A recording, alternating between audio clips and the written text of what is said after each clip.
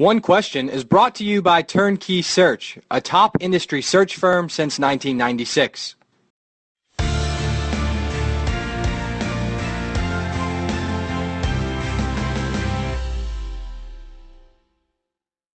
Frank, I want to start by having you provide some context on kind of the storyboard of what led to the Rams exiting St. Louis here recently. And not that it happened overnight, but it is, it's a significant change in landscape for your city, for the NFL, but also for college athletics as it pertains to St. Louis. And we're going to talk a little bit more about that. But can you provide us some context on the Rams' decision just to start? Sure. The whole move, the whole situation was put into play because there was a clause in a lease that allowed that to happen. So, it all played out initially because of that one reason. It's had it's a significantly difficult process to go through. St. Louis is a place that takes its sports very seriously and maybe more importantly, very personally. So it was really a tough year to go through that. And, with the team gone now, I think there's really sort of this sort of personal spirit of wanting to a little bit reprove ourselves as a sports city. And right now we're loving the Blues fighting through the Stanley Cup playoffs and the baseball fandom really kind of goes without saying how passionate that is. And there's been some publications out there, the Columbia Tribune being one, Frank, that has already written a bit about the inroads Missouri could hope to make now with maybe some more, as you mentioned, fandom equity being open or some fandom bandwidth being open for those in St. Louis. Do you subscribe to that notion? And shouldn't Illinois be in this conversation to a degree? Yes and yes. We've had a great relationship. From the minute I became president of the Sports Commission 21 years ago, we've had, we've worked with Mizzou for gymnastics and wrestling and football and soccer and basketball, and the athletic directors and the coaches have really all been great friends, and Mizzou is a natural partner. I guess I'm most proud of our hosting 8 NCAA Division I wrestling championships with them, as well as the Missouri-Illinois basketball game, great annual event taking place in St. Louis right around the holiday season every December. And so, yes, it's an absolute natural for Mizzou football to have a higher profile in St. Louis with the Rams gone, and that includes playing games here. But among our favorite events ever was the Missouri-Illinois football series, and it was played for 6 years at the Edward Jones Dome in St. Louis. We'd love to see it back, and now that Josh Whitman has become the new athletic director at Illinois and Lovie Smith's in place, I think you're going to see resurgence and interest in the Illini football program. And Josh, of course, went to Illinois from Washington University in St. Louis, so he's a friend, and he sure is familiar with the St. Louis sports landscape. Is it fair to say there are other regional matchups, certainly FBS-wise, but maybe FCS-wise, that make sense for St. Louis as a neutral site? Sure. The Edward Jones Dome, now the Dome at America Center, is a great football facility.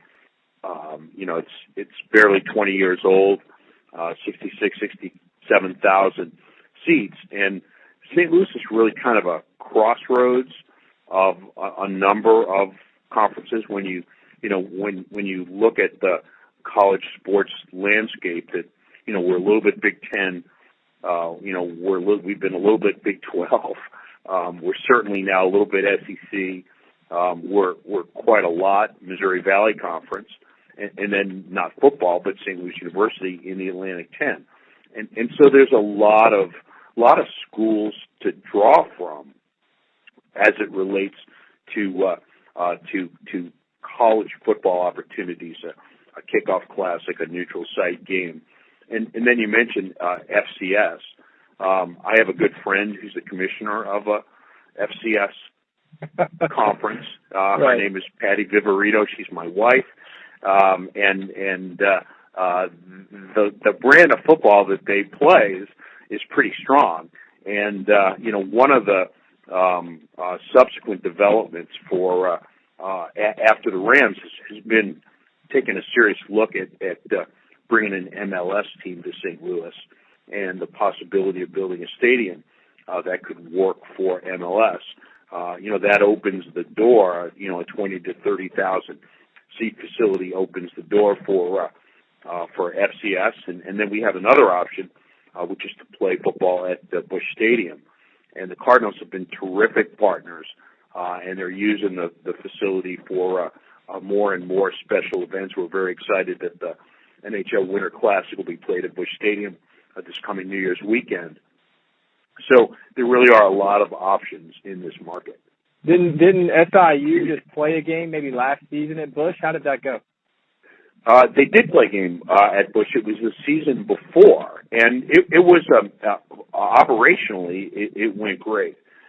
It's not a matchup that's going to draw really enough fans to warrant playing in a 45,000 seat stadium.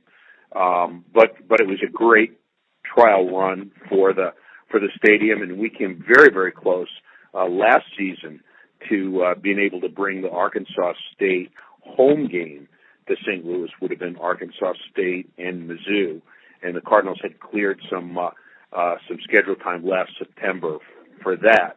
And so we're always out there looking for the right matchup, looking for the right game, and certainly the invitation is always open, especially to Mizzou and Illinois, to bring any opponent to St. Louis. The MLS momentum is quite interesting, and here in Louisville we have I don't know if it's their second tier or third tier, but they're performing really well both competitively and from a crowd draw standpoint. St. Louis obviously a much bigger market than Louisville, and St. Louis traditionally a much stronger soccer market than Louisville. So what do you know about that in terms of where the MLS is going? And of course we hear a lot about potential expansion. Where does St. Louis fit in that picture? Well, it looks like the MLS wants to get to 28 teams by 2020, and there's been a lot of momentum locally for St. Louis to be one of those kind of Final Four cities. Don Garber at MLS has said some very nice things about the St.Louis market. The Sports Commission is serving as the umbrella organization for a committee that we call MLS to STL.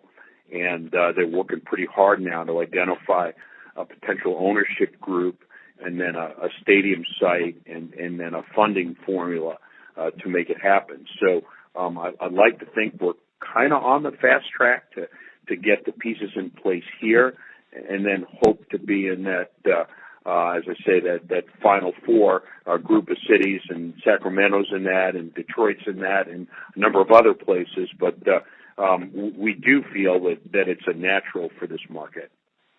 You mentioned hosting the NCAA Wrestling Championships in conjunction or coordination with Mizzou. Obviously, men's basketball tournaments have been in St. Louis a number of times in the past number of years. But are there other NCAA events that are on your radar from a postseason hosting standpoint? Oh, absolutely. There's hardly an NCAA championship that's not on our radar. We've also hosted the College Cup, a great event that we're dying to bring back is the Frozen Four, the men's Frozen Four. We've got the women's Frozen Four in town next March, and we're looking forward to that as well.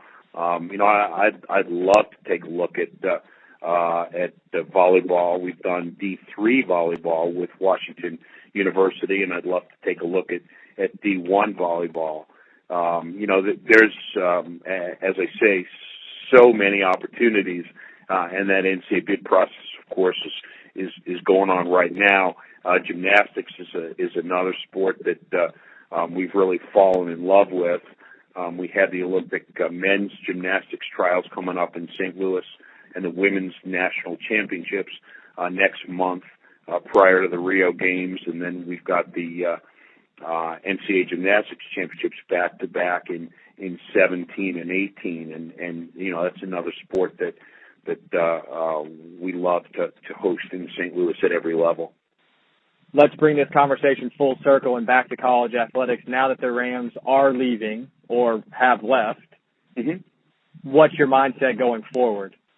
Well, I think that when the door closes in one area, as we talked about the NFL, that opens the door in a lot of other areas, and so it's pushing us to try to be a little bit more creative. It's thinking about things like FCS football and the Winter Classic and getting more aggressive on other hockey activities.